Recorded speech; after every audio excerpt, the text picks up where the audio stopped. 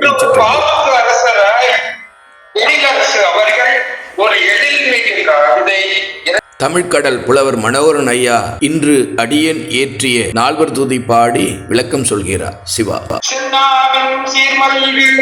சீர்காழி அருட்டலையில் கடல் போற்றி இந்நாதன் பெருமல்கு திருவாரூர் அருளரசர் அடி போற்றி அந்நாதன் தொண்டுபடு அடியாசை அருள் நம்பி பதம் போற்றி நன்னாவின் பா நன்னாயின் பா சிவனே நலம் எழுத அருள் பணித்தாள் போற்றி என்று முன்னோர்கள் பாடியதை இந்நாள் அதே கருத்தை தெளிவாக வாங்கி தம்முடைய கழுப்பான நடையில் பாடியிருக்கின்றார் எழிலரசு அவர்கள். இதன் பொருளாவது நால்வரையும் போற்றுகிறது. திருஞான சம்பந்தர், திருநாவுக்கரசர், சுந்தரர், மாணிக்க வாசகர்.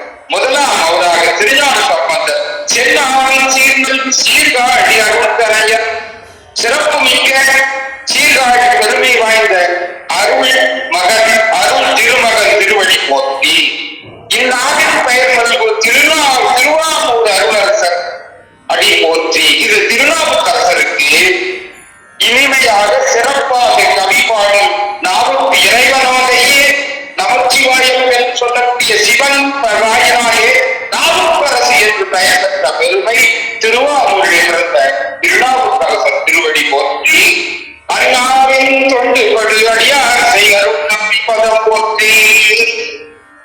அக்காலத்திலேயே எல்லோரையும் திருத்தொண்டர் தொகையினாலே தொகுத்து பாடிய சுந்தரமூர்த்தி நாயனார் திருவடி போற்றி சிவனே நலம் எழுத அருள் பணி தாழ் போற்றி.